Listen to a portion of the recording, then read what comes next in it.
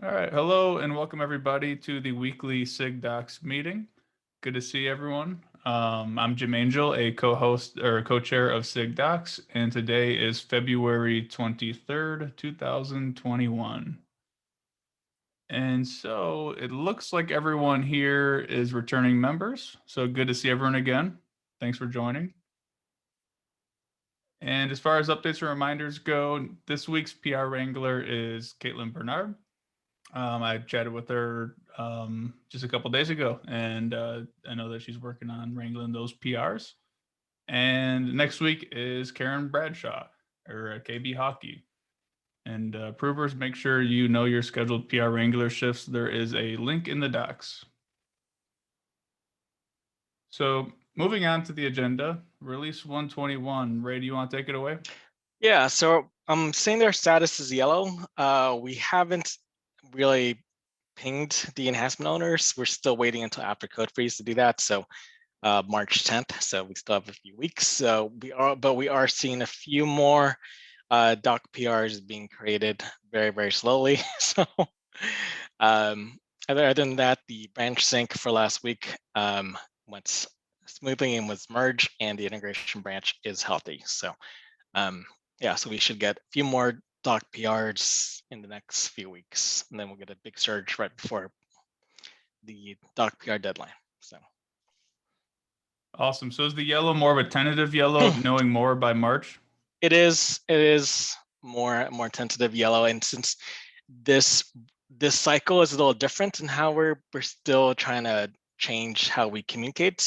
Like last cycle, we would be pinging the enhancement owners, but so were the other teams as well. So we wanted to reduce the amount of reaches or touches to the enhancement owners, and leave it to a certain team, and then the certain team takes over. So on March 10th, and then our docs team will take over with reaching out to the enhancements owners. Awesome. Sounds good. I'm glad to hear also that the merging and the integration branch is healthy. It's been great seeing different folks sharing that workload. I feel like that was a little bit of a taboo task, and I think the more people that know it, the better. So that's awesome. Yeah, I agree. Cool. So moving on, looks like Ray, it's your show. So I'll give it back to you. So I have a few PRs I want to talk about. One is 26629. So there's a new page that was merged onto the Kubernetes website. It's the API deprecation guide. So it's out live on master, and there is the PR 26629 is adding the POTS security policy deprecation to that API deprecation guide on the master branch. So just want to bring this up into discussion. I know I pinged the SIG docs lead, and someone else pinged the SIG release leads on this. So there's going to be a lot of communication on this. Some feel that it should be live on the master branch, even though the release is not here yet, because the KK, the code related PR has already merged onto the master branch. I saw Chiming adding his comments of that it should be submitted to the dev 1.21 branch. And I think one of these SIG docs lead, I forgot who mentioned that he was okay with it going to the master branch since it is planned out, but we should. So there's a lot of communication about this, and I think there's, I can see on both sides, but I don't know where to go from here. So I don't know who also makes that final decision of like where it should go to, if it should go to dev 1.21 or should go to the master branch. So. And I see that there's one. Oh no, that was merged. So there was when the PSP is marked deprecated in the dev 121 branch, correct? Yes. So there's two PRs actually for about PSP. One is on the this PR that's open is solely just for the API deprecation guide, and is on the targeting the master branch. Gotcha. Yeah, and this is one of those things that's really going to be a judgment call. Ultimately, like you were saying, there's arguments to be had on both sides there. I guess at this time, and I'll definitely need to take I need to take a closer look at the PSP current state. Is there anybody being impacted by this? That I'm trying to see like what the value is of this merging into master versus going into 121 and going out the door when that releases. Is there something that I'm not understanding or not seeing about the criticality of this merging into master versus dev? I don't think so. Also, one of the reasons why there's some context behind here as well is that that the API deprecation guide was not, I did not sync it before this merge this PR was made. So there was no API deprecation guide in the 1.21 branch. I did it like 2 hours afterwards. That, you know, that being said, that might have changed if that was done, if, you know, this PR was made after I did the branch sync. I don't know. I do agree that I believe that we should, you know, we talked about deprecations and how we should plan out how we communicate those deprecations. I believe this is kind of sidestepping those plans, since it's going to be live on the master branch. So Yeah. maybe, you know, maybe I can give some background about this PR. So can you hear me? Yes. Okay. By convention, we, in our style guide, we said that we make no predictions about future API versions. So that was a rule for the whole team. But this PR, the deprecation API page is breaking that. But after reviewing the content, we believe, okay, let's make it an exception, because that is the only page we are making some predictions into the future. So if we are accepting that page is an exception for the whole site, merging it into master is not a big problem. It's okay, but it's not the best option from my side. So I suggested let's put it into 1.21. Yeah, that does make sense. And I recall seeing that in the style guide about, you know, you can't talk about future state or current state because that's, you know, forever changing essentially. The one challenging thing here, and Jimmy, you definitely identified this is somewhat of a forward-looking document. You know, we're talking about future deprecations beyond the current scope. Yeah, I'm just trying. What I'm trying to think about here is, I think no matter what, whether this goes into master or whether this goes into Dev 121, it really is impacting folks for 1.25. And I know that this is part of the initiative to give folks a kind of a further outlook on the roadmap, maybe further documentation. And so I get the reasoning for wanting to put this in master. I really don't think it's going to make that big of a deal whether it goes into master or in a few months or a few weeks it goes into the release branch. As far as impact to end users, I think this is really gonna I think this will come down to more of a judgment call. um I think this page inherently already violates the style guide without this PR included. And so it might be worth, you know, potentially cleaning up the style guide in the sense of putting a asterisk or an exclusion for the specific forward looking page, or maybe clarify the language around that. But that's not really the topic at hand here. It's really about whether this goes into master or not. And I'm of the opinion that this isn't something that is coming in 1.21, this deprecation, for example. Uh, it almost seems like if we're going to allow this as a team as SIG Docs, it should go into master or whatever branch is currently active, only based on the fact of that it's already forward looking beyond the release.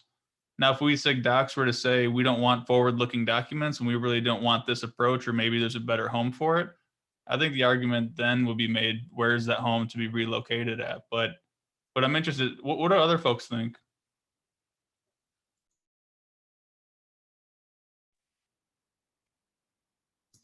I don't have a strong opinion. Both acceptable. I just want to be cautious because I know we're making a big effort, especially with the how we handle deprecations.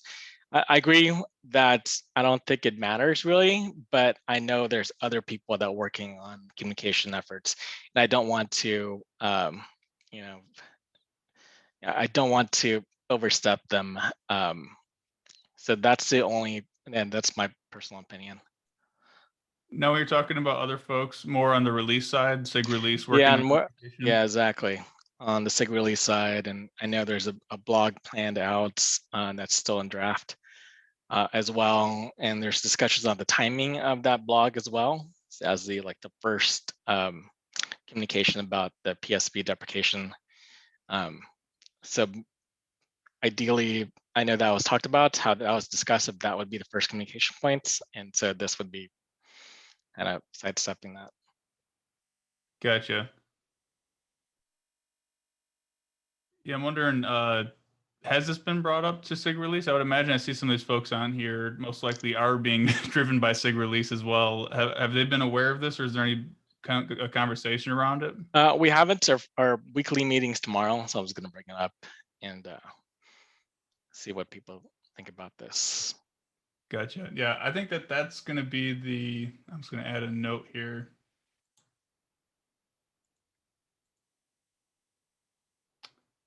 Sorry, too many windows open here. Yeah, so I think ultimately, whether this goes in master or dev, the 121, I don't think it's really going to be the conversation to be had here. It makes sense in both because neither one of them are impacted by this decision, impacted by this doc, whether it lands a little bit early. Yeah, I don't think it's going to be a massive. I don't think there's a huge compromise being made in either one of those branches being merged. But I do think you're absolutely right, Ray, that if you don't mind bringing this up with SIG release tomorrow at the meeting, let's just get consensus. It doesn't need to be a big ordeal, but really just alignment. Potentially even pinging the sub project for the blog, potentially just making sure that generally just communication alignment here is really what I see as being the gap. Yeah, I agree. Cool. So you good owning that one, Ray? Yeah, I'll take that. And I will say on record, if it happens to merge into master, if it happens to get retargeted to a dev 121 branch while these conversations are happening, I think that's not going to be too terrible either. But I think it's the right thing to do is making sure everyone's on the same page. Cool. I think the next one's you as well here. Yeah, so this is not really for a review because the CLA has not been signed, but I just want to know what happens when a PR targets a dev 1.21 branch and the CLA has not been signed yet. And so, then we hit release date. What do I close it out or? Yeah, so I was looking at this PR a little before the meeting, and it looks like it might not be necessarily correct to begin with, based on how many commits are being brought over within it. In addition to that, this was opened up January 15th. There's been communication, pretty much subsequent approvers, reviewers, and it's almost been no activity from the original PR requester. So what I've done, and this is most likely what the PR Wrangler should be doing, but maybe not seeing it because it's on the Dev 121 release branch. I usually take a judgment call here. And I look at something like this and I say, okay, this has been open since January 15th. The person who opened it up, their current status, I believe when I checked, it was they may be slow to respond. And I think a month is a reasonable amount of time for a response. So the long story short here, I think that it would be completely fair to close this out, and not in a negative connotation, but more of, hey, this has been open with no response. We're going to close this out, whatever that date range may be, and then just let them know if they want to reopen it. Absolutely can within the time frame. It looks like a mistake. However, I think that would be the best steps forward. And me personally, I usually, rule of thumb, look around for about 2 weeks of activity, maybe a month, depending on if there's been some communication or some sort of relay communication between the opener or the author and the reviewers. But the fact that this has been radio silent, I think it's already been overly generous how long it's been open with no feedback. All right, that sounds good. Thank you for that. Yeah, I'll wait a little bit. We have plenty of time, before the 121 release, but I'll probably ping the the author 1 or 2 more times, but it's been a lot, it's been over a month. So definitely. And one other thing too that I've used in the past that has been pretty successful is leaving a comment saying, hey, look, this has been open for X amount of time. If I don't have a response by a certain date, I'm going to close this PR and feel free to reopen. That's another way to set a artificial deadline to say, look, we're not going around just closing PRs. We've gave you notice and nobody said anything. Yeah. All right. Sounds good. Cool. All right. So moving on, Jiming, you want to talk a little bit about the config API generator?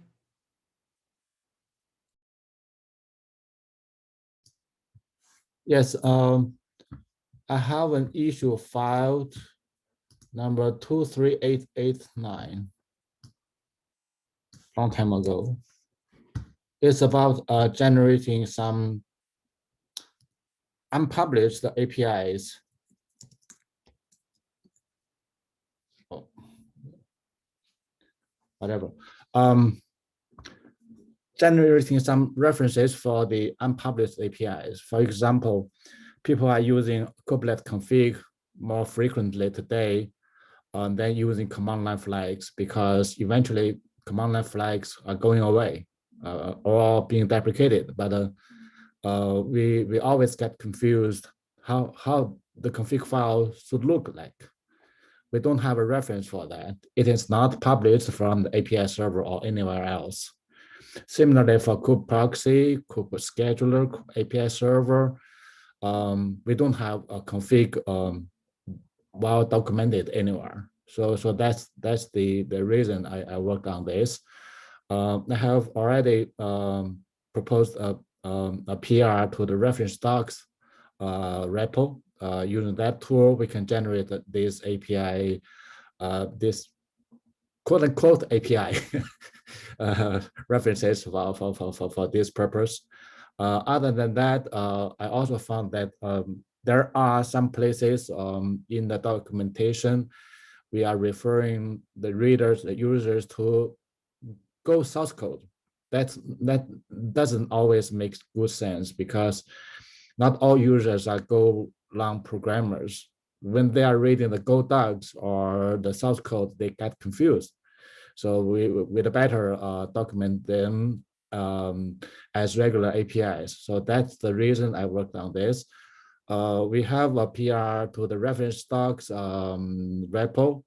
That's the tool for the reference generation, and several PRs proposed to the website. I listed them here. I hope these PRs can be reviewed soon. I would like to hear any feedbacks, any suggestions on that. Also related to this is when I was generating the references for these config things, Tim Bannister raised a question. In one of the generated reference, he saw data types like map string, string slice. All those kind of things are also Golang specific. It doesn't make a lot of sense to regular users. So the next item on the agenda is about tuning flag type for component reference. That's another improvement to the component reference generation. So in this new generator, I'm tuning the data type generation. So you will not see string slice. You will see comma separated strings. You will not see map string string. You will see comma separated key equal value pairs.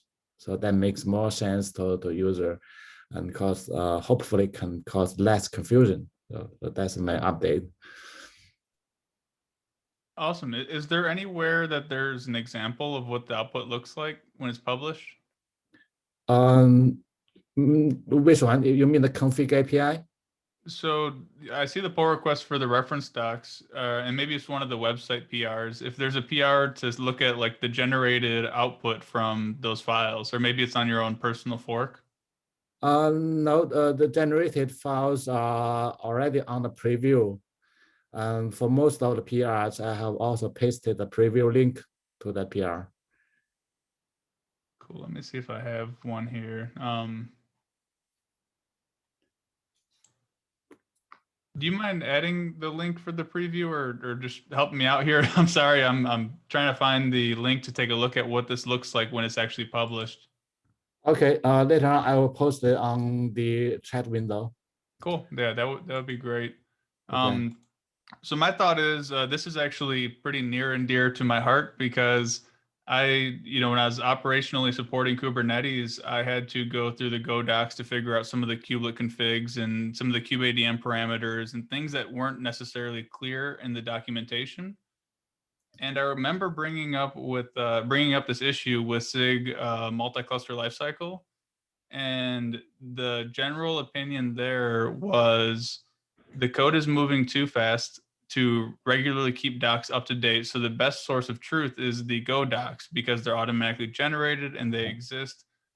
With saying that, I completely agree to ask folks just to go and grok docs or grok the Go docs is not necessarily the best contributor experience, in my opinion.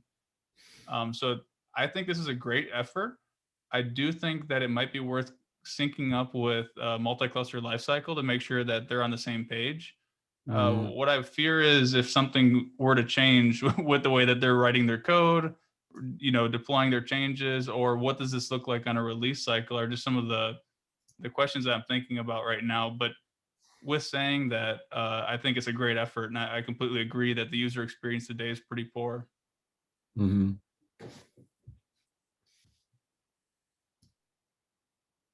Cool. I see you sent the preview in there. I'm going to add this to the meeting notes as well.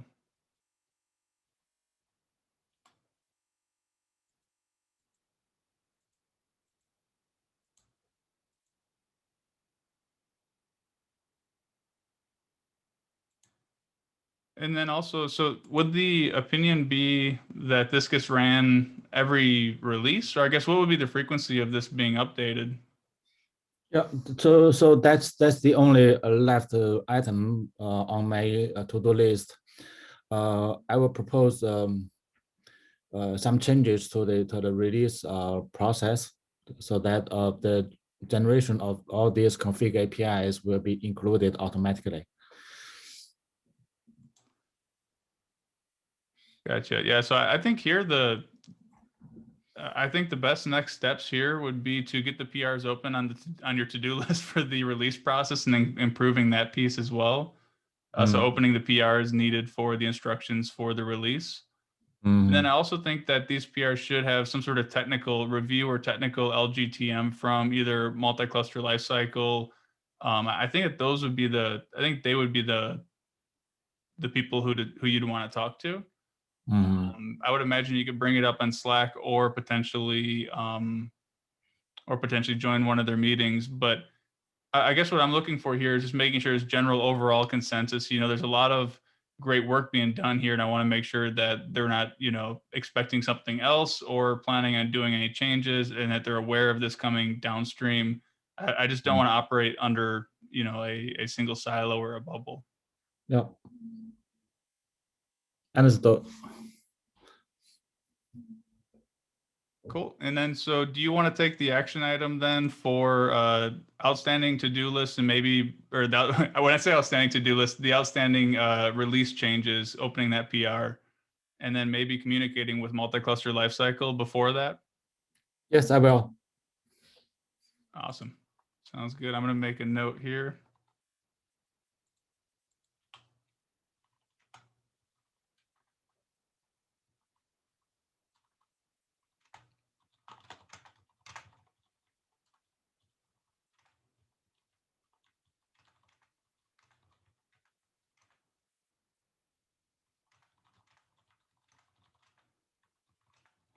Cool. All right. All right. Any other issues or PRs folks would like to discuss?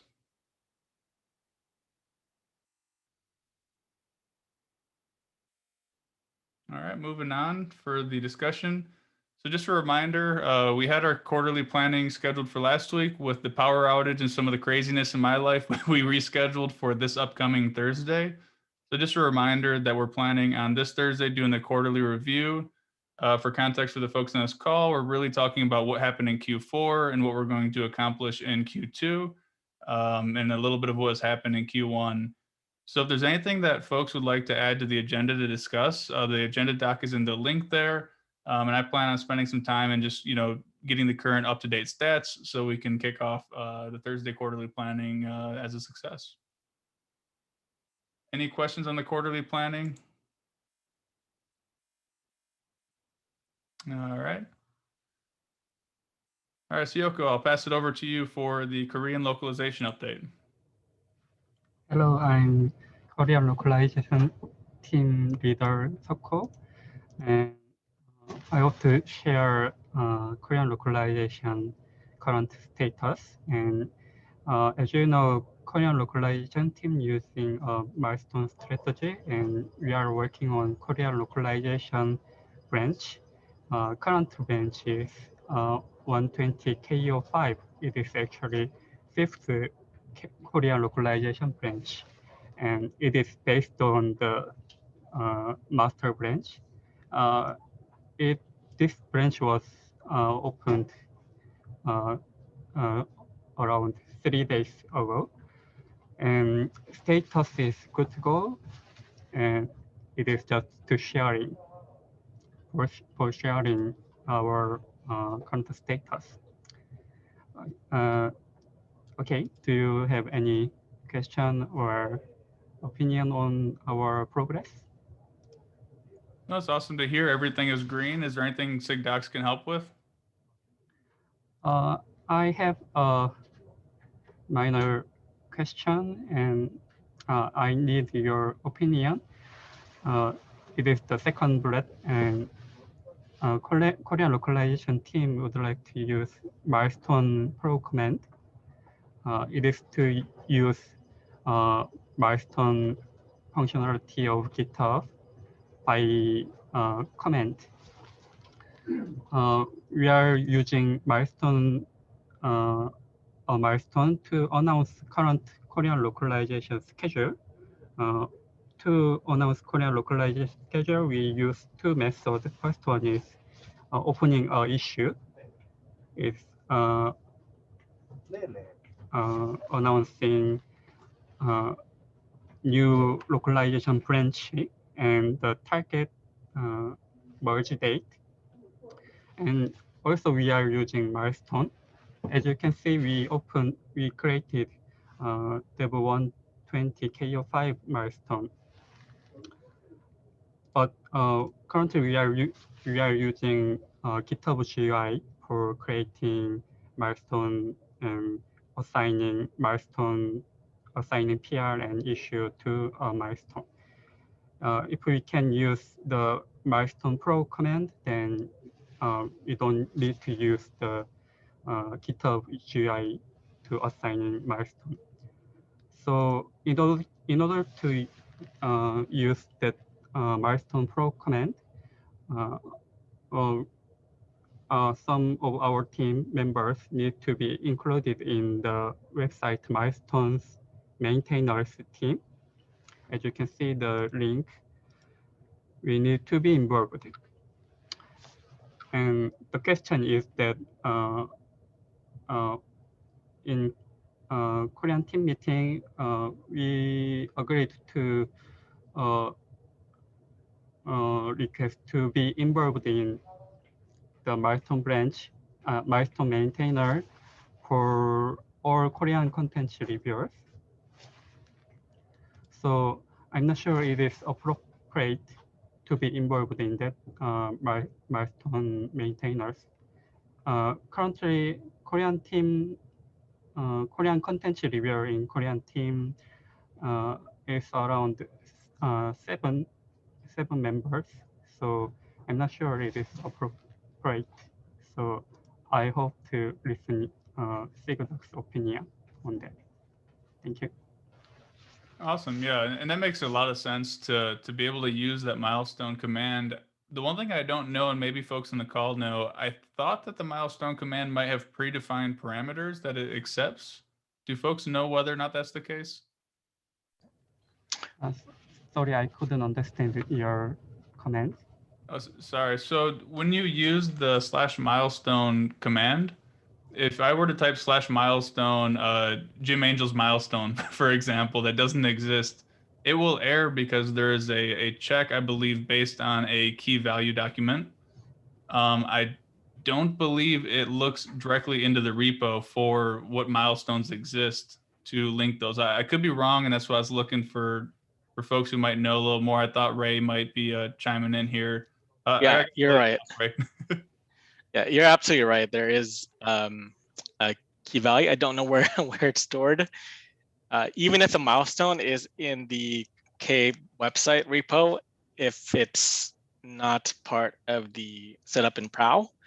Like for example, I accidentally put a milestone 1.20 on a pull request for 1.21. It rejected it because in the 1.21 branch, it's not, the Prow wasn't set up for the milestone 1.20. Even though we know we have the K website milestone for 120. So it does have to be set up in Prow. I don't know who the best person is to get that set up. I'll take a look in the role handbooks because I think we might have to do that like post-release to set up the next milestone for Prow. So I could take a look at that and see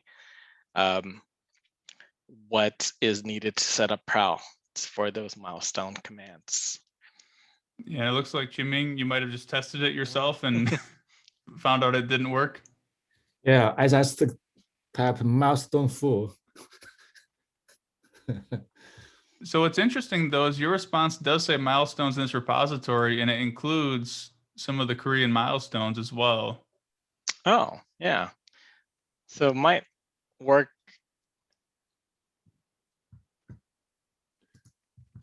Yeah, so I think my general thought is it makes sense to be able to use the milestone command here. This once again has been heavily, I shouldn't say heavily regulated, but this has been owned predominantly by SIG release. The use of the milestone command has just recently really been leveraged by SIG docs over the past probably 2 or 3, maybe 4 releases. And so I think this might just need a little bit of wider communication once again with SIG release about leveraging the /milestone Prow command. I think it makes sense. I don't have any issues with the goal, but it'd be worth validating what the technical constraints are. I think if this involves updating a Prow file that has specific keys and values, the technical debt might outweigh the benefit of the convenience of it. So as far as next steps on something like this,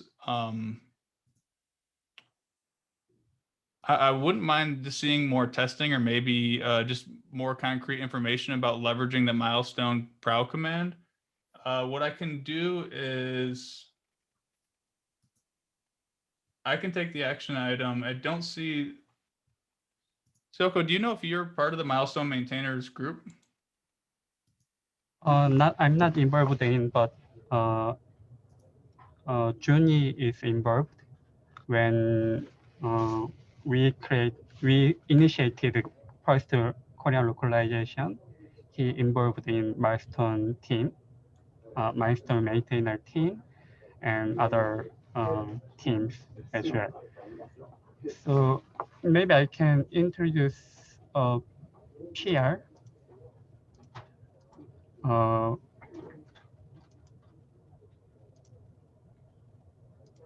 PR when Juni and other Korean localization team involved in milestone maintainer team. I can show you. Yeah, so what I'm thinking here is I can add you to the milestone maintainer group. It's a GitHub team. It's in one of our repositories. And I'll take that action item to add you as a reviewer. I believe that there's no issue considering the fact this was previously ran by Junyi. So I don't think permissions or access is any problem there. I'll get you the access to run the /milestone maintainers or the /milestone prow command. And let's just validate before moving forward at a wider scale that this does work the way we anticipate it to. That way we don't go creating a big stink around something before knowing whether or not it works the way we expect it to. It looks like it might. Oh, Ray, looks like you might have beat I me to put it. in the chat the instructions on how to modify the prow config file. That's from these docs role handbooks. And those are always up to date and never wrong. Almost. Nice, yeah. No, those have been awesome. Cool, yeah, I appreciate that. Let me put that in chat as well. And that's what I'm fearing is, or my fear is that getting the access to run the prow command is not the big deal. That can happen no matter what. My fear is that it's going to be more complex to maintain creating a PR to create the branch in prow for its awareness and then going and commenting versus I think some of the leaders for the Korean localization have high-level access to write access to the repository to make those changes through the web interface. So, like I said, let me take the action item to add you to the maintainers group. Regardless, Sioko, I don't see an issue with that. And then let's pick this back up either at the next APAC meeting or asynchronously in Slack if I can help. Okay. Thank you. So that's all for the Korean localization team update. Awesome. Appreciate it. And looks like the next item is you as well. Yeah. Thank you. Yeah. Actually, I hope to ask that commit question of PR needs to be enforced. I hope to check because sometimes there are some contributors who propose a PR and not responding for not provide response for commit question request. So I'm not sure we are actually enforcing commit question to master branch or dev branch. How we are doing? Awesome. Yeah, that's a great question. And I think the problem happens on all the documentation, all the different languages. So I feel like you're going to get a different answer depending on who you ask, but I can talk about what I would normally do. There is a prow command. It's a tied label, and let me see if I can find it. That will allow you to squash the PR through tied. And let me just find it, and that way I'm not looking while I'm talking. Also, you are not requesting it commit question to contributor, but we are squashing the commit ourselves. Right. So in this case, the general rule of thumb that I've followed is asking the contributor to squash the PR. That's just general best practices. It's a good skill to have. And ideally, folks are self-sufficient. They've opened up a PR. They can squash it. However, some folks, especially, doing like a typo fix or a small minor PR, they might not really have the desire to return and squash the commits, and we want to merge that PR. So what we end up doing is applying that label for merging it. And it looks like, Chilton, you might have supplied it there in chat, the /label tied merge method squash. And so what we end up doing is if you were to apply this label, you can do it either through the GUI or through the prow command here with /label. When you apply this label on a pull request, what will happen is when Tide merges the PR, Tide will squash it itself. Right now, the way Tide operates, it doesn't squash the PR. If a PR is 2 commits, it'll be 2 commits against master branch. If we apply that label, Tide merge method squash, Tide will then make a summary, squash it down to a single commit, and do it pragmatically via prow, or via Tide and prow. So that's been my rule of thumb. It's kind of a loose, depending on what your overall goals are. I know when I've acted as a PR wrangler and my entire goal was reducing the number of PRs and increasing velocity for merging PRs, I would just fly through and not wait for folks to go and squash it if it's been open for a certain amount of time. And however, with saying that, I do think it's a good skill set to have, and I do think it's worthwhile communicating that if there is time to allow it for the author to merge. That makes sense about how the tide label works and how that would squash the PR.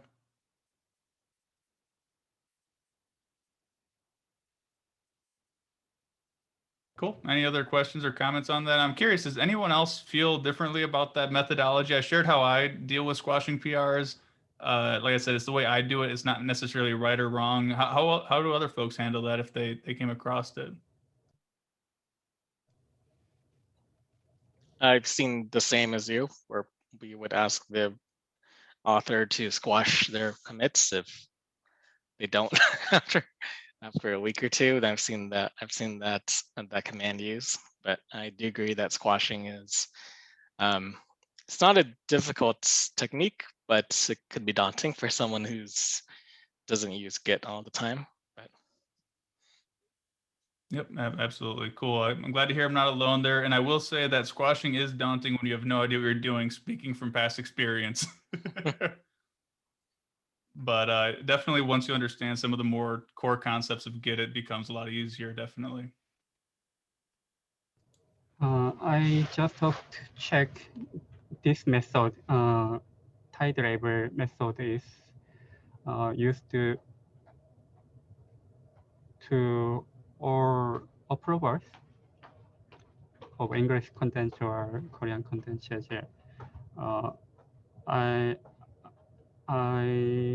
I'm not sure it is in a guide document to approvers. So some new approvers may inquiry how to deal with this squashing issue. So maybe it can be shared to other approvers as well. Yeah, I absolutely agree with that. And I do believe it is limited to the approvers to apply that label, I believe. Yeah, let me just check one thing real quick.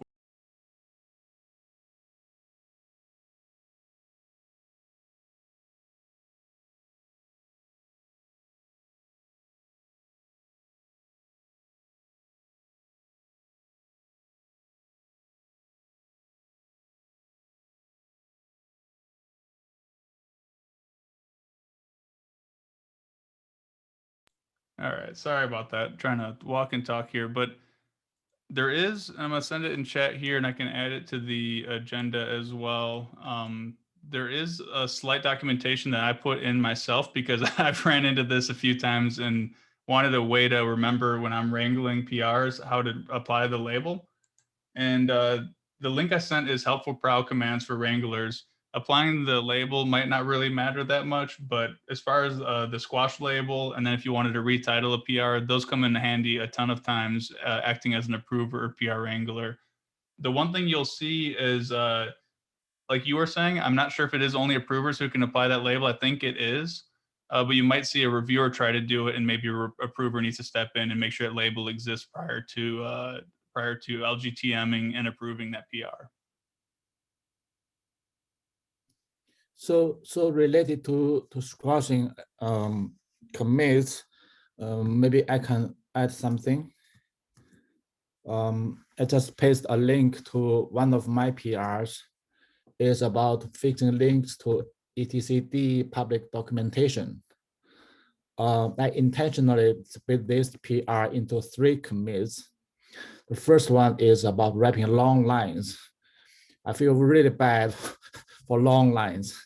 So that's the first PR. I didn't change anything. Then in the second commit, I fixed the links. Then when fixing the links, I saw some very old content in the PR. So I put the third commit in the same PR.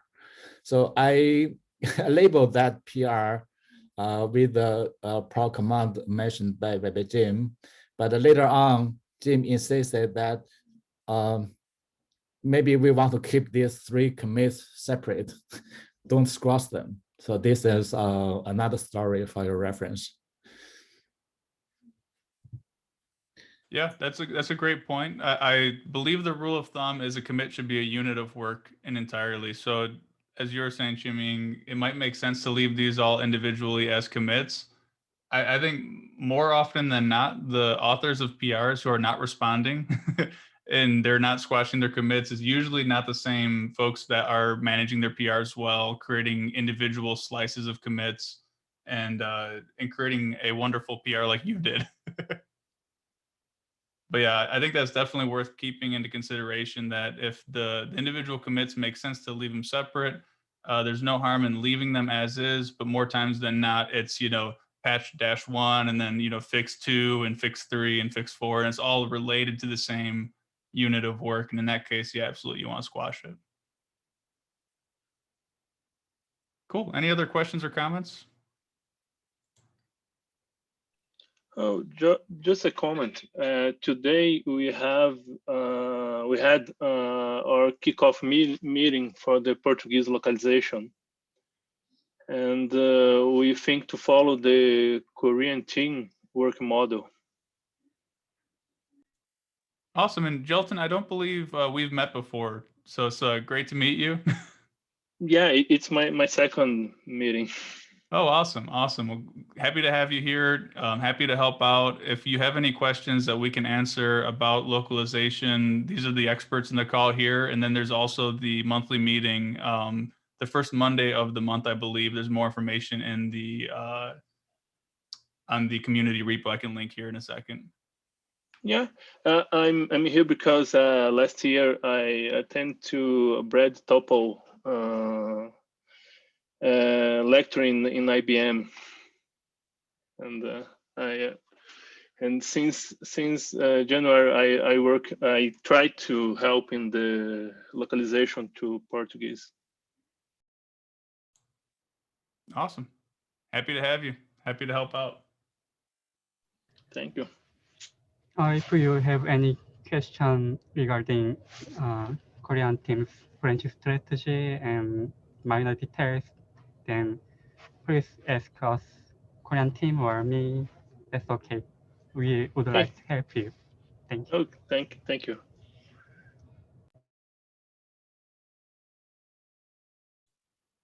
Yeah, and it's funny that you say that you had Brad Topol introduce you to the localization docs, because also Brad Topol is leading the efforts for the localization synchronization. It's a lot of words, but the meeting efforts that are once a month there. So like I said, I'll get that linked here in chat in just a second. Actually, I can send it now. I put it in chat there as well as in the agenda. But you'll see the link that I sent. There's the 4 meetings that SIG Docs has.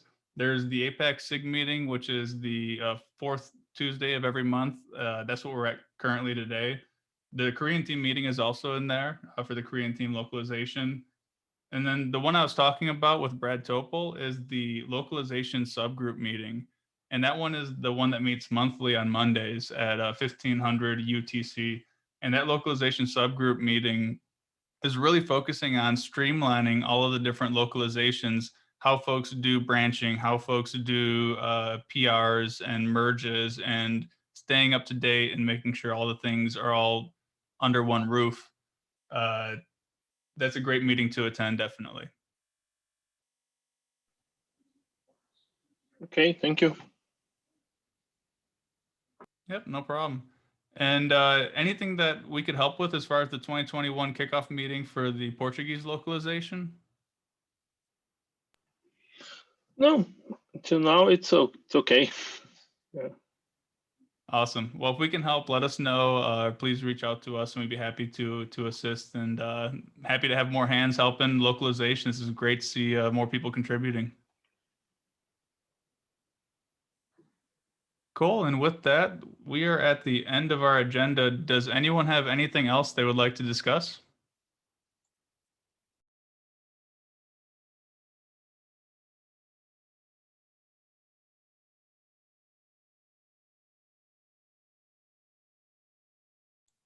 All right. Sounds good. I'll talk to you all later. Thank you very much. Enjoy the rest of your evening or day.